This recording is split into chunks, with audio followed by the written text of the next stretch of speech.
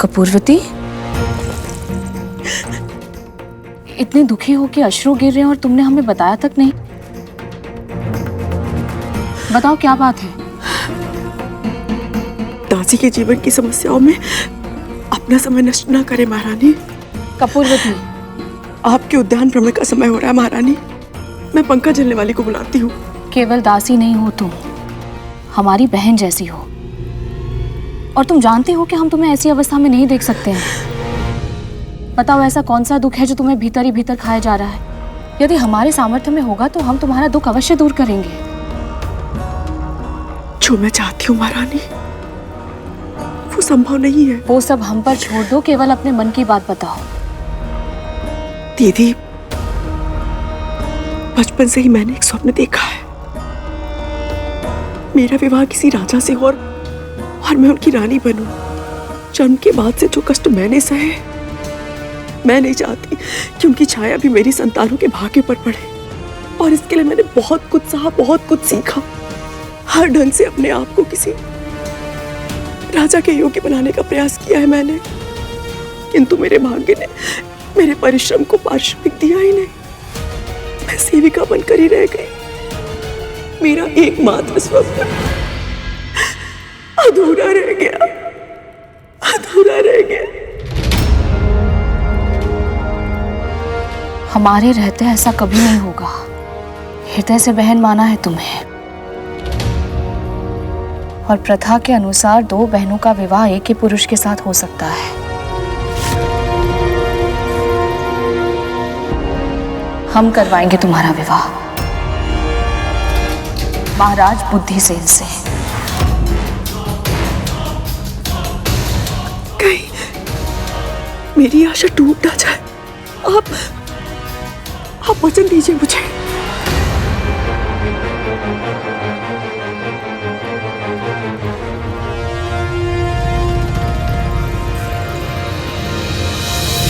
वचन देते हैं हम तुम्हें, तुम शीघ्र ही रानी बनोगी।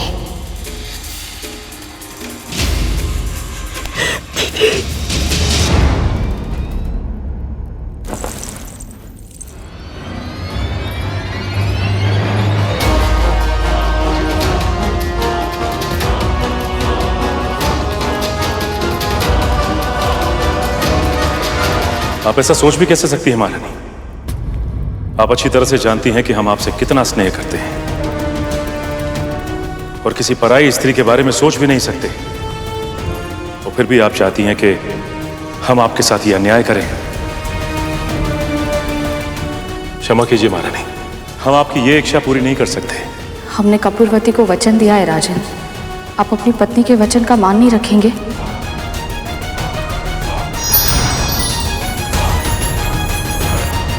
देवी कपूरवती का स्वभाव तो बिल्कुल माता कद्रू की तरह है, जो अपने हित के लिए किसी का भी अहित कर सकती है। तो राजा बुद्धिसेन से विवाह करने के बाद कपूरवती जब रानी बन गई तो क्या हुआ? फिर वही हुआ जिसका राजा और मंत्री दोनों को भय था। रानी बनते ही कपूरवती का व्यवहार बदल गया और उसने रानी शीलवती की सेवा करना बंद कर दिया। तो क्या ऐसे अचानक आए बदलाव से रानी शीलवती को बुरा नहीं लगा पिताजी? उनका हृदय तो बहुत दुखी हुआ होगा ना? रानी शीलवती धैर्यवान महिला थी पुत्र। उन्होंने ये सोचकर संतोष कर लिया कि भला एक रानी दूसरी रानी की सेवा कैसे करेगी। और धीरे धीरे समय बीता और दोनों रानियां गर्भवती हो गई।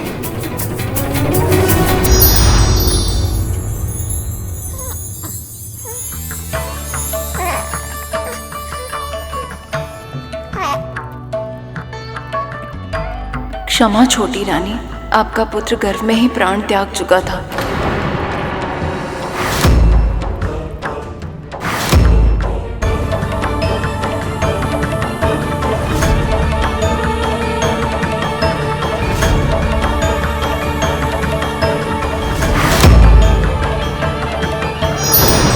मैंने पहले भी कहा था कि माता पिता के बुरे कर्मों का फल उनकी संतानों को भुगतना पड़ता है। इनके साथ भी वैसा ही हुआ।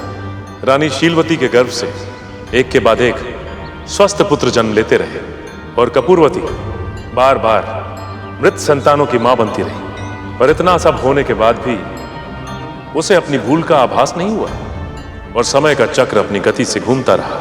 कपूरवती के मन में ईर्ष्या की भावना और प्रबल होती गई और धीरे धीरे कितने वर्ष बीत गए और रानी शीलवती के पुत्र सुंदर नवयुवक बन चुके थे और कपूरवती के भीतर की अच्छाई उसकी बुराई के सामने पूरी तरह हार चुकी थी।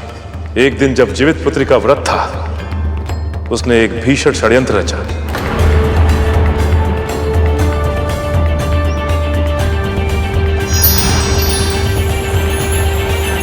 क्या कर रही हो मनोरमा? राजकुमारों के लिए भोजन बना रही हूँ छोटी रानी। ठीक है, एक काम करो, वहां से एक थाली ले आओ। जी।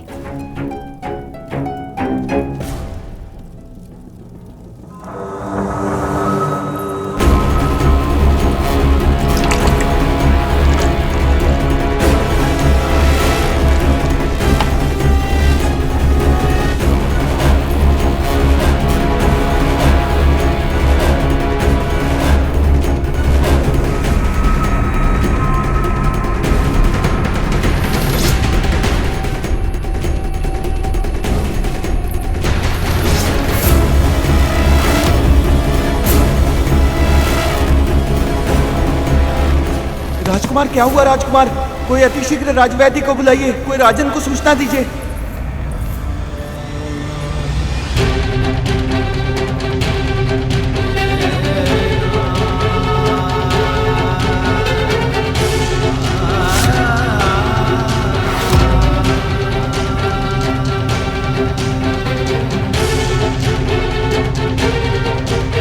ये क्या हो गया? मेरे पुत्र राजकुमार, आप सब हमें ऐसे छोड़ के नहीं जा सकते। दीदी, जब उन्हें पता चलेगा तो कैसे संभालेंगी वो अपने आप को? किंतु क्या करें, सूचना तो देनी होगी ना।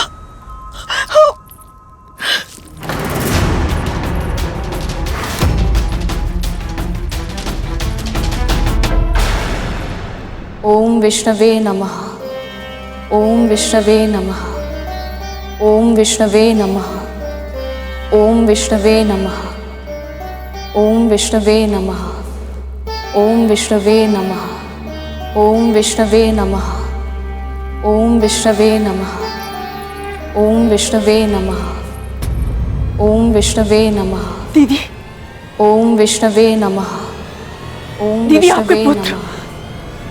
ओम विष्णवे आप नहीं रहे, आप नहीं रहे।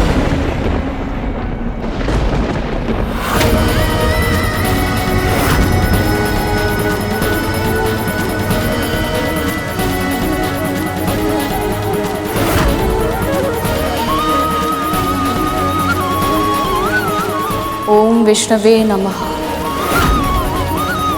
ओम विष्णवे नमः।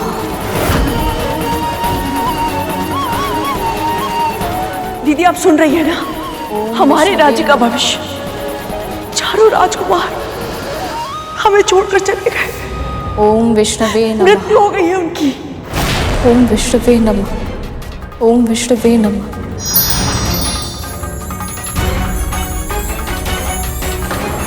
परंतु पिताजी, रानी शीलवती ने तो कोई अनुचित कार्य नहीं किया था, पर उनके साथ ऐसा अत्याचार क्यों? तुम्हारी तरह ये प्रश्न अनेक व्यक्तियों के मन में आता है। उन सभी को लगता है कि वो तो धर्म के अनुसार ही आचरण करते, सबके साथ अच्छा व्यवहार करते, तो फिर उनके साथ अनुचित क्यों होता है? किसी भी वस्तु को पाने के लिए उन्हें दूसरों की तुलना में अधिक श्रम क्यों करना पड़ता है? ऐसी स्थिति में उनके सामने दो ही विकल्प होते हैं, या वो अपना अच्छाई का कठिन मार्ग छोड़कर आसान मार्ग चुन लें,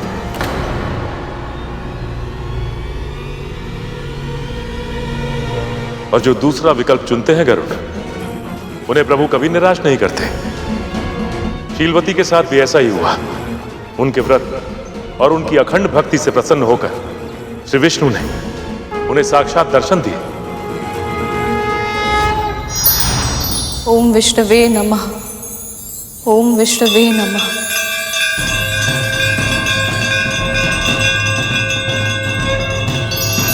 ओम विष्णुवे नमः।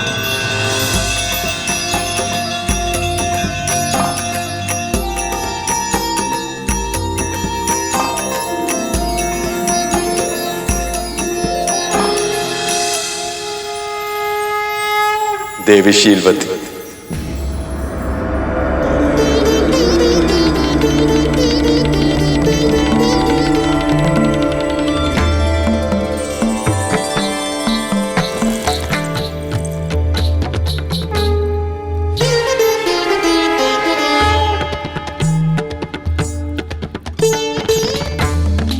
जीवित पुत्रिका व्रत के प्रति तुम्हारी अटूट निष्ठा देखकर मैं प्रसन्न हूं।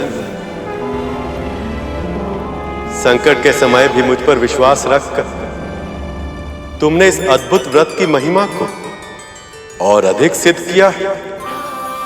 इसी का परिणाम कि तुम्हारे सभी पुत्र पुनः जीवित होंगे और दीर्घायु होंगे।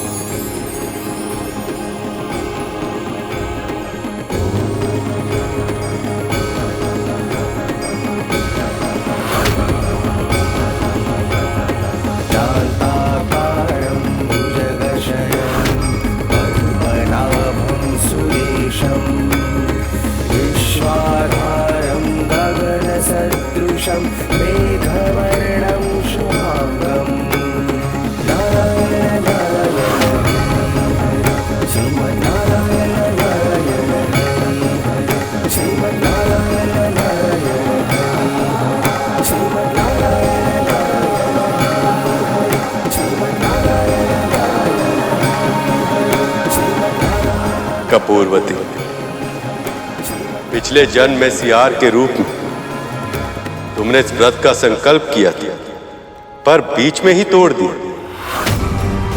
उसी का परिणाम था कि तुम्हें मनुष्य योनि तो मिली, किंतु तुम्हारा जन्म निर्धन अवस्था में हुआ।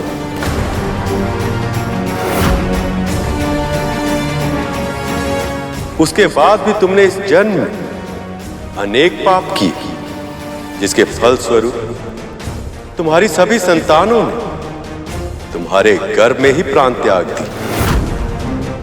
फिर भी तुम्हारी ईर्ष्या समाप्त नहीं हुई और तुमने शीलवती के पुत्रों के प्राणों को छीनने का षड्यंत्र रचा।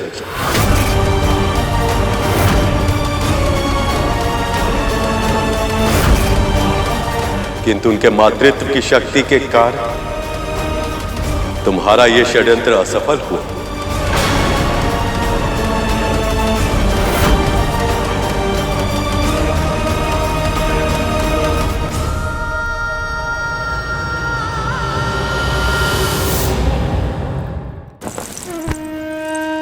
मुझे क्षमा कर दीजिए प्रभु, मुझे क्षमा कर दीजिए।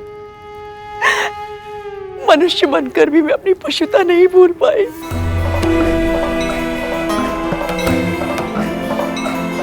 जिसने मेरा जीवन संवारा, मैंने उसी की गोद उजाड़नी चाहिए। बहुत बड़ा अपराध हो गया मुझसे। क्षमा कर दीजिए प्रभु, क्षमा कर दीजिए। सच्चे हृदय से किया गया पश्चाताप ही तुम्हें तुम्हारे पापों के बोझ से मुक्त कर सकता है। अब से अपना संपूर्ण जीवन धर्म के मार्ग को समर्पित कर, तुम्हारा कल्याण होगा।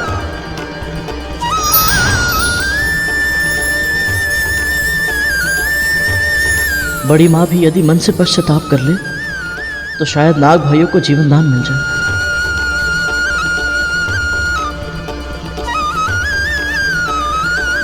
पिताजी की इस कथा ने मुझे इतना मोहित किया है कि मुझे इसके पात्र अपने लगने लगे हैं। स्वामी, मुझे भी जीवित पुत्र का व्रत करना है। मुझे विधि बताइए आप।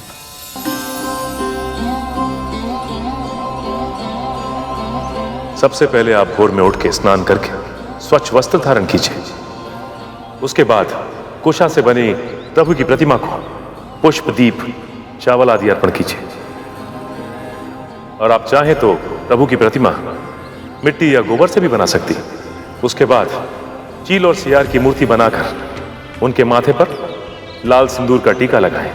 उसके साथ ही देवी को 16 पेड़े और 16 दूब की मालाएं, 16 गांठ का धागा और श्रृंगार का सामान अर्पित कीजिए। फिर आप जीवित पुत्रिका की व्रत कथा सुनिए या कहिए। इस प्रकार जो भक्त इस व्रत को विधि विधान से करते हैं, उनकी सारी मनोकामना पूर्ण होती है। इस व्रत को अश्विनी माह के कृष्ण पक्ष की अष्टमी तिथि को किया जाता है। सप्तमी को नहाय खाए होता है। फिर अष्टमी को निर्जला व्रत रखने के बाद नवमी को सूर्य को अर्घ देकर प्रभु की पूजा की जाती है। और फिर ब्राह्मण को दान देने के बाद मड़ुए की रोटी, नोनी का साग और झोर भात खाकर इस व्रत का समापन किया जाता है। यह बहुत ही कठिन व्रत है कद्रू। इसका पालन केवल तन से नहीं, मन, कर्म, वचन से भी करना पड़ता है। यदि आप इसे सफलतापूर्वक कर पाई तो इन घायल नागों का कल्याण अवश्य होगा।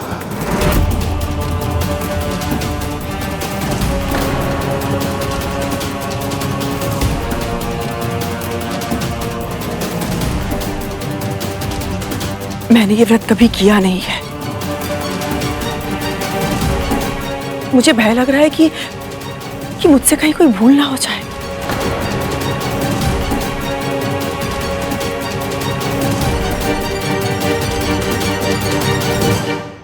कोई भूल नहीं होगी आपसे। मैं भी आपके साथ ये व्रत रखूंगी।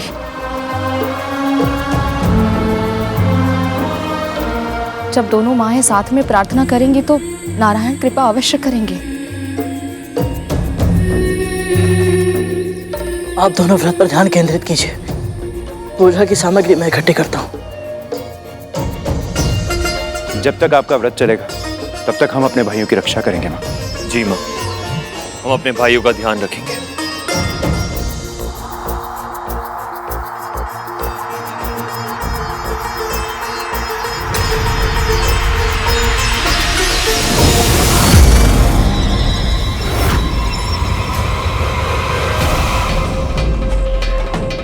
एक और इस व्रत का पालन करने में कद्रू के मन में अभी से असमंजस है, और दूसरी ओर यमदूत सांपों के प्राण हरने के लिए प्रतीक्षा कर रहे हैं। मैं आशा करता हूं कि इस व्रत को कद्रू विधि विधान से कर पाए।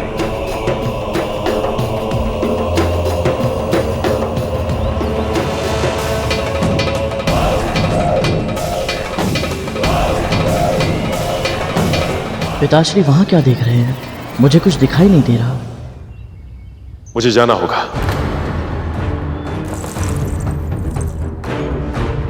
प्रणाम स्वामी।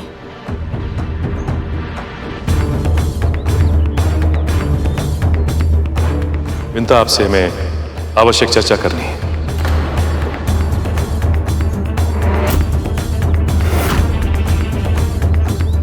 तनिक साथ आइए। जी।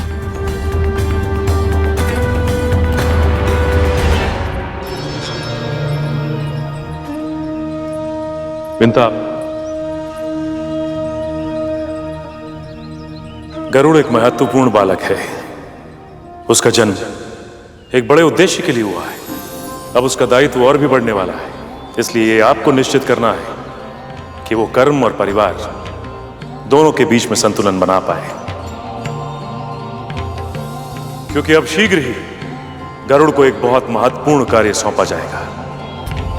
कौन सा कार्य स्वामी? प्रभु विष्णु और मां लक्ष्मी को मिलाने का कार्य।